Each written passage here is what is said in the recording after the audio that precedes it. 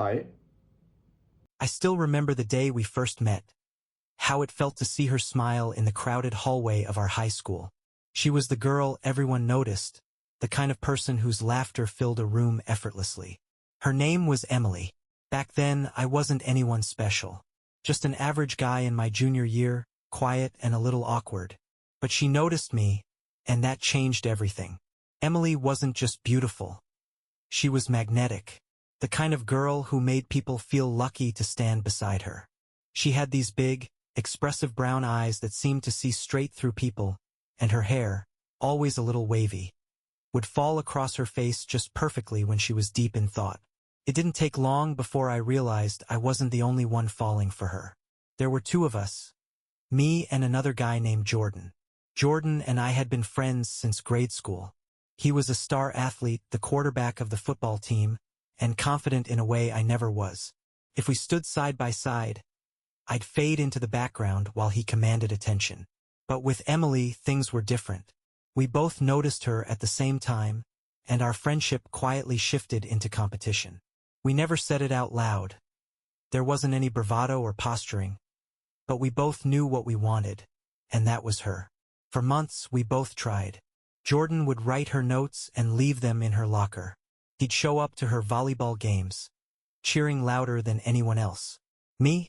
I didn't have his charm or confidence, but I was there in the little ways. I helped her with calculus after school and walked her to class when her books were too heavy. I made her laugh with dumb jokes and listened when she talked about her parents fighting or her fear of leaving for college one day. Where Jordan gave her the big gestures, I gave her constancy. I don't know what tipped the scale, but one day, she chose me.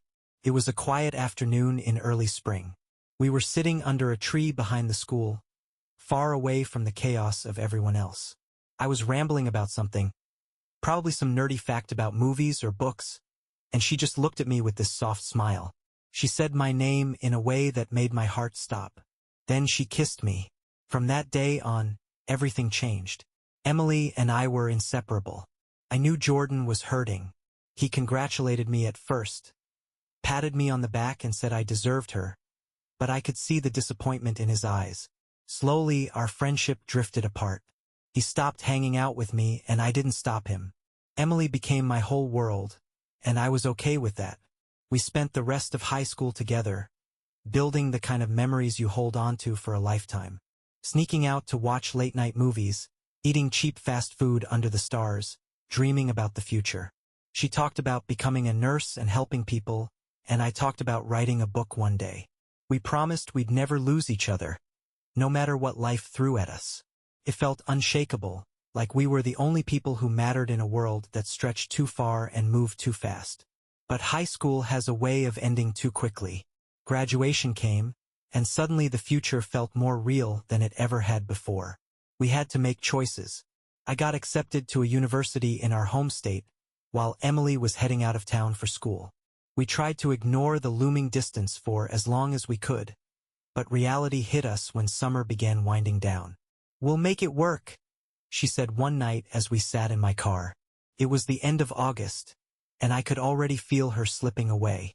"We love each other, right?" Of course, I agreed, because what else could I do? I couldn't imagine my life without Emily, and the thought of us falling apart scared me more than anything. So we promised, again, that nothing would change. Long distance would be hard, sure, but we'd call every night and visit as often as we could. For the first few months, we were okay. Emily and I texted every day and called each other before bed. We shared stories about our classes, our professors, and the new people we were meeting. She told me about her roommates and how annoying they could be, and I told her about the friends I was making in my writing workshop. I missed her constantly, but hearing her voice made me feel close to her, even when she was hours away. But slowly, things began to shift. The calls grew shorter, and the texts came less frequently. Emily always had an excuse. She was busy studying, working a part-time job, or hanging out with her new friends. I believed her because I wanted to. I ignored the gnawing feeling in my gut every time her responses became more curt. Every time she ended a phone call early. Then it happened. The moment that broke me. It was a Saturday night in November, and I had called her like I always did. She didn't pick up. I tried again and again, but there was no answer. It wasn't until the next morning that she finally called me back, sounding groggy and distant. I didn't push her. I didn't want to be the paranoid boyfriend. But 2 weeks later, a mutual friend of ours, someone who went to the same school as Emily, texted me. He sent me a picture. Emily, at a party, wrapped in the arms of some guy I didn't know, smiling like she didn't have a care in the world. I confronted her about it that night. She cried, said it didn't mean anything, that she was drunk and stupid. She begged me to forgive her. I wanted to be angry. I wanted to scream at her, to tell her how much she'd broken me. But I didn't. Instead, I sat in silence while she cried on the other end of the line, my heart breaking into pieces I didn't know how to put back together. In the end, I forgave her, because I loved her, and because I couldn't imagine my life without her. I told myself it was a mistake, that everyone screws up sometimes. We promised to move past it, to be better for each other. And for a while we were. Emily came home for winter break, and things felt normal again. We went ice skating, watched Christmas movies, and stayed up late talking about everything we'd missed. I believed truly that we were okay, that we'd weathered the worst of it and come out stronger on the other side. Years passed and life moved on. Emily and I eventually graduated, found jobs, and got married. I thought we'd beaten the odds. We were happy, or at least I thought we were. Sure, we had our arguments like any couple, but we always found our way back to each other. She was still my best friend, my partner, the person I'd chosen all those years ago. I trusted her. I trusted us. But trust has a funny way of breaking when you least expect it. And I didn't see it coming, not again. They say time heals all wounds, but I've learned that some scars run too deep to fade completely. Emily and I had built a life together in the years after college, one that seemed stable, even joyful on the surface. We bought a small house in a quiet neighborhood, with a garden she loved tending to and a porch swing where we'd sip coffee on lazy Sunday mornings. I thought we had finally found our rhythm, the sweet spot where love and routine met. I'd managed to convince myself that the past was just that, the past. Emily's betrayal during her college years was a wound that had scarred over, an ache that I told myself didn't matter anymore. After all, she had chosen me. She had come back, and we had vowed to make things right. I believed in that promise, clung to it like a lifeline when doubts occasionally surfaced. The years blurred together, a mix of work, family holidays, and shared dreams. I thought we were happy. I thought I was enough. Then, about a year ago, Emily decided she wanted to start going to the gym. It began innocuously enough. She mentioned wanting to feel healthier, to have more energy, and to regain the confidence she'd lost after spending years in a desk job. I was supportive. Why wouldn't I be?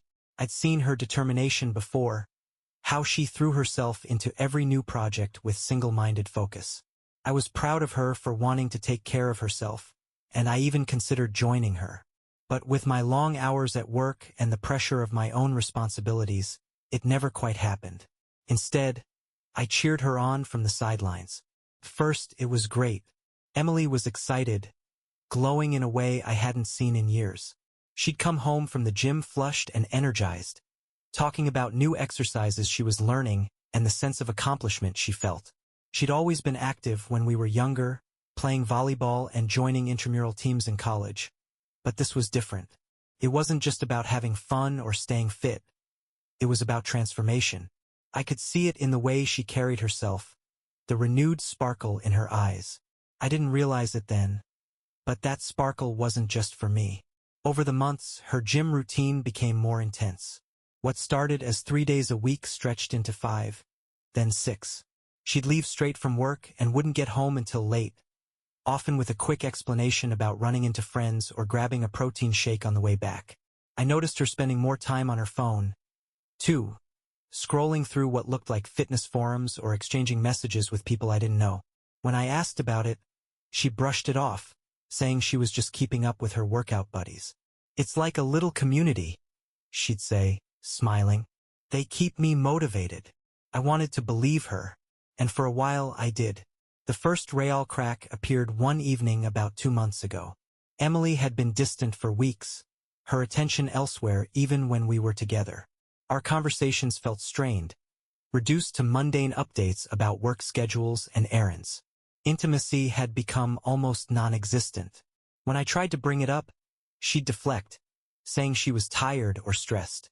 It's just a phase, I told myself, even as the knot in my stomach tightened. That night, I'd planned a small surprise for her. I cooked her favorite meal, lit a few candles, and hoped it might spark something between us. But when she walked through the door, she barely glanced at the effort I'd put in. She looked exhausted, her hair damp from a shower and her gym bag slung over one shoulder. "Sorry, I'm not really hungry," she said, dropping her bag by the door. I grabbed something with the girls after class. The girls. It was always the girls. Friends from the gym I'd never met, people she talked about in vague terms but never invited over. I didn't press her that night, but the unease was growing. The following weeks only made it worse. She started staying out later, sometimes coming home close to midnight with half-hearted excuses about running errands or losing track of time. She stopped initiating conversations, let alone affection, and when I tried to close the distance between us, she pulled away. By the time I decided to follow her, I was already bracing for the worst. It was a Tuesday evening, and Emily had left for the gym like clockwork. I waited an hour before grabbing my keys and heading out. My heart was pounding the entire drive, torn between guilt and suspicion. Maybe she really is just working out, I thought. Maybe I'm being paranoid. When I arrived, I parked a few spaces away from her car and waited. For the first 20 minutes, nothing seemed out of the ordinary. People filtered in and out of the gym, and Emily was nowhere in sight. I was about to chalk it up to my imagination when I saw her. She wasn't alone. At first, I didn't recognize him. He was tall and broad-shouldered, with the kind of confident swagger that made him stand out in a crowd. They were walking together, laughing about something I couldn't hear. My chest tightened as I watched them make their way to a nearby cafe, their familiarity unmistakable. I sat frozen in my car, torn between confronting her then and there or waiting to see how far it would go. I followed them to the cafe and sat a few tables away, hidden behind a newspaper I'd grabbed from the counter. They didn't notice me. Their conversation was animated, full of smiles and touches that lingered a beat too long. My mind raced, piecing together fragments of suspicion that suddenly felt undeniable. This wasn't just a gym buddy. This was something more. When they left the cafe, I trailed them back to the parking lot. My plan was to confront her then, but just as I stepped out of the car, another vehicle pulled up. Emily climbed into the passenger seat without hesitation, leaning over to kiss him as he started the engine. The sight of it knocked the wind out of me. I stumbled back into my car, my hands shaking as I gripped the steering wheel. I followed them at a distance, my stomach churning with every turn. They drove to a hotel on the edge of town, disappearing inside without a second glance. I sat in the parking lot for what felt like hours, the weight of her betrayal crushing me. Anger boiled beneath the surface, but it was eclipsed by a deep, numbing pain. This was the woman I'd built my life with, the person I'd trusted above all else. And she had chosen someone else. When I finally drove home, I was consumed by a singular thought. This wasn't going to end here. Emily's betrayal had shattered the illusion I'd clung to for years, and now, all I could think about was how to make her feel the weight of what she'd done. Revenge wasn't something I'd ever considered before, but in that moment, it felt like the only way to reclaim the pieces of myself she'd broken. I barely slept that night. I sat in the dark silence of our living room, staring blankly at the walls as if they held answers. My thoughts spiraled endlessly, each one more painful than the last. The image of her kissing that man played on repeat in my mind, a loop I couldn't escape.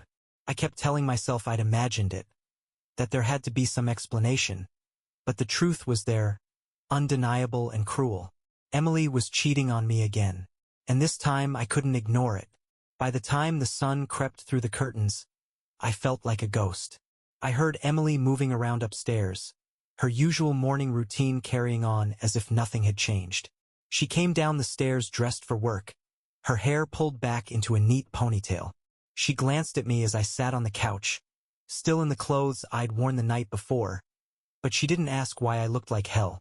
Instead, she mentioned she'd be late that night and suggested I shouldn't wait up. Her voice, so casual and indifferent, sent a surge of anger through me. How long had she been doing this? How many times had she come home late with a smile on her face, hiding the truth behind excuses about the gym and friends I'd never met? It felt like my entire life was unraveling in front of me, and I had no idea what to do next. I couldn't sit in that house any longer. I grabbed my keys and left, driving aimlessly until I ended up at a small diner on the edge of town. The place was empty except for a waitress who looked like she'd been working there since the 80s. I ordered coffee I didn't plan to drink and stared out the window, trying to piece together my next move. My mind was split between pain and fury, and beneath it all was a deep, aching humiliation. I felt like a fool, like I'd been living a lie for months, maybe years. I pulled out my phone and scrolled through our old photos. There we were on our wedding day, smiling like we had the whole world ahead of us. Pictures of road trips, holidays, lazy Sundays on the couch. I used to look at those photos and feel grateful. Now they felt like evidence of a life that didn't exist anymore. The betrayal felt surreal. How could someone I'd loved so deeply betray me so completely? At some point, I realized I couldn't just sit there forever. I needed to do something, anything, to take back some measure of control. My first step was gathering evidence. I didn't want to confront Emily without proof. Not this time. The betrayal in college had caught me off guard, and I'd let her tears and apologies erase my anger. I wouldn't make that mistake again. I started by digging through her things. While she was at work, I went through her gym bag, her car, even the pockets of her jackets. I felt like a criminal, but I didn't care. I needed the truth, no matter how ugly it was. In the glove compartment of her car, I found a crumpled receipt for a hotel stay, the same hotel I'd seen her disappear into the night before. My hands shook as I unfolded it, the date staring back at me like a punch to the gut. It had been from a week ago. She'd been seeing him for longer than I realized. Next, I turned to her phone. I wasn't tech-savvy, but I remembered a trick a coworker had once mentioned about syncing devices. When Emily left her phone charging in the kitchen one night, I used her unlocked screen to install a monitoring app that would mirror her texts and calls to my laptop. It felt like crossing a line, but hadn't she already crossed far worse? I told myself I deserved to know. I couldn't keep living in the dark. The messages started rolling in the next day. Most of them were mundane, texts about work and errands she was running. But then there were the others, the ones that made my blood boil. He sent her playful compliments, teasing about pushing her too hard at the gym. She responded just as flirtatiously, joking about her soreness and playing along with his suggestions to take care of it. Their conversation was intimate, filled with references to their time together and subtle hints that made my stomach turn. The gym wasn't just an excuse. It was their meeting ground, their cover story. Every late night she spent there was a lie. I read through days of messages, each one worse than the last. It was clear they'd been seeing each other for months, maybe longer. They made plans to meet at hotels, laughed about sneaking around, and talked about things I couldn't even stomach reading. And yet, beneath the rage, there was a part of me that still couldn't believe it. This was Emily. My Emily. The girl I'd loved since high school. The woman I'd built a life with. How had we gotten here? When had I become so invisible to her that she sought out someone else? That night, I didn't say a word when Emily came home. She kissed me on the cheek, the kind of absent-minded peck given out of habit, and went straight upstairs. I sat on the couch with my laptop open, staring at their messages as they continued to pour in. She let him know she was home, confirming that I was in another room, completely clueless. The thought of her casually hiding this betrayal under my own roof made my skin crawl. I snapped my laptop shut and clenched my fists until my knuckles turned white. I wanted to scream, to confront her right then and there, but I held back. I needed to be smart about this. Emily had already proven she was good at lying, at twisting the truth to suit her needs. If I wanted to come out of this with any dignity, I couldn't let her manipulate me again. Over the next week, I watched and waited. I gathered more evidence, hotel receipts, screenshots of their messages, even photos of them together when I followed her after work. It was like watching someone else's life, a cruel parody of the marriage I thought we had. I'd become a spectator in my own story, and every moment felt like another betrayal. The hardest part was pretending nothing was wrong. Emily carried on as if everything was normal, unaware that I knew her secret. She still kissed me goodbye in the mornings, still asked how my day was, but it was all hollow. I could see it now, the distance in her eyes, the way she avoided touching me for too long. I wondered if she felt guilty or if she'd stopped caring entirely. Finally, I had enough. The truth was there, undeniable and documented. I didn't know what hurt more, the betrayal itself or the realization that she hadn't even tried to hide it well. Did she think I was that blind? Or did she just not care if I found out? One evening, after she left for another supposed gym session, I sat in the quiet of our empty house and made my decision. I wasn't going to confront her with tears or accusations. I wasn't going to beg her to explain herself. No, I was going to make sure she felt the weight of what she'd done, that she understood she hadn't just betrayed me, but destroyed everything we'd built together. Revenge wasn't something I'd ever considered before, but now it felt like the only option. I wouldn't let her walk away unscathed. Not this time. She needed to see the consequences of her actions, and I was going to make sure she did. The days after my decision to seek revenge blurred together. I moved like a man on autopilot, completing my routines with mechanical precision, while my mind churned endlessly on the steps I needed to take. Emily, oblivious to the storm I was preparing, carried on with her double life. She left for work each morning, kissed me out of habit, and spent her evenings between her so-called gym sessions and the man she had chosen over me. I became an observer in my own home, taking note of every lie, every inconsistency, every scrap of evidence that could feed my plan. The first step was to solidify the foundation of my case. I spent hours compiling the information I had collected. Her texts were meticulously cataloged, the timestamps matching with her supposed gym visits. The receipts from the hotel, multiple stays over several months, painted a picture of regular betrayal. I even went as far as gathering surveillance footage from the parking lot of the hotel, using a contact I had in local law enforcement. Piece by piece, the puzzle came together, forming a damning portrait of her infidelity. But this wasn't just about exposing her lies. It was about reclaiming control, about making her feel the weight of the choices she had made. I wanted her to understand what it meant to betray someone who had built a life around her, who had given her unwavering trust. The plan needed to be calculated, not impulsive.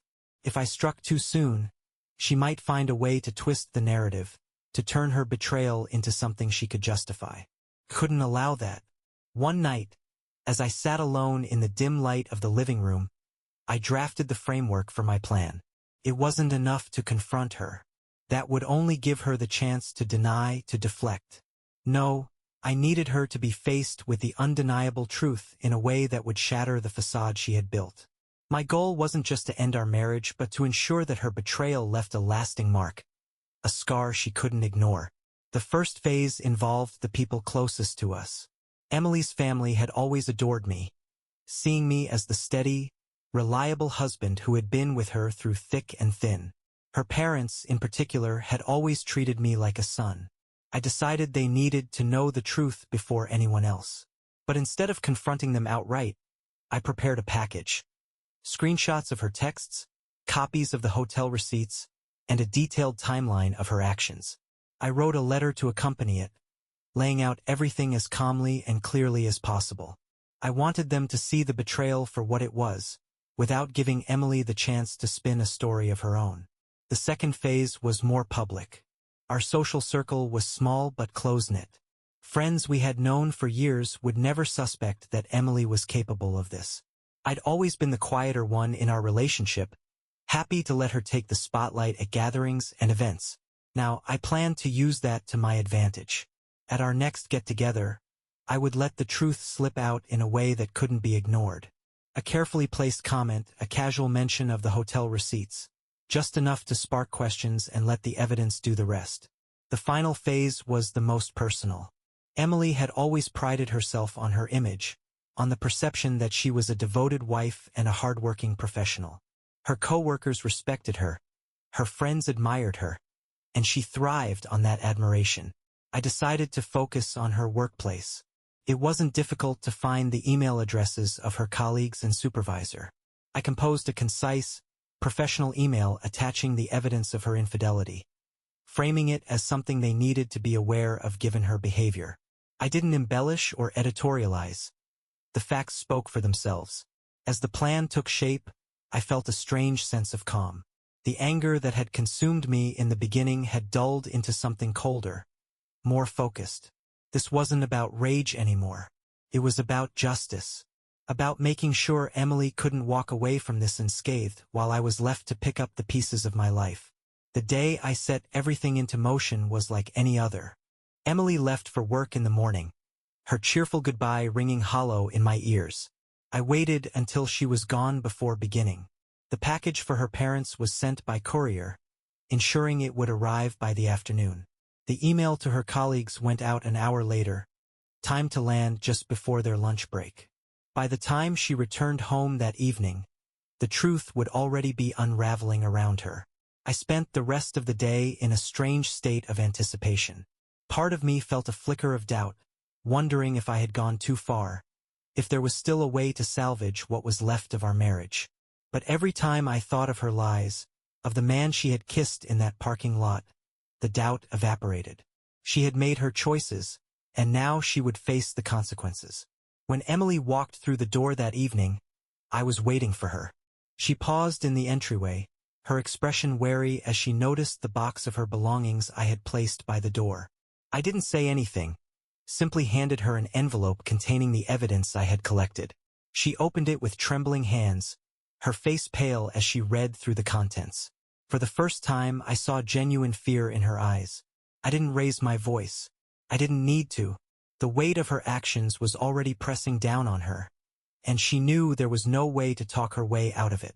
She tried to speak, her words stumbling over each other, but I held up a hand to stop her. There was nothing left to say. That night, Emily packed a bag and left. I didn't ask where she was going, and I didn't care. The house felt strangely quiet after she was gone.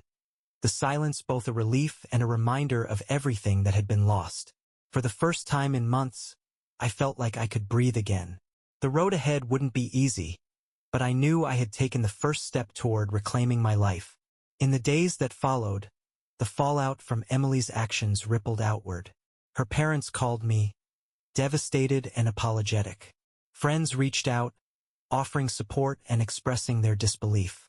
I heard through mutual acquaintances that her workplace was in chaos, with rumors swirling about the email I had sent. I didn't revel in the damage I had caused, but I didn't regret it either. Emily had made her choices, and now she was living with them. For me, the process of healing had just begun. The betrayal had left scars that wouldn't fade overnight, but I was determined to move forward. I focused on rebuilding, on finding pieces of myself that I had lost in the years of our marriage. And though the pain of her betrayal would never fully disappear, I knew I had done what I needed to do.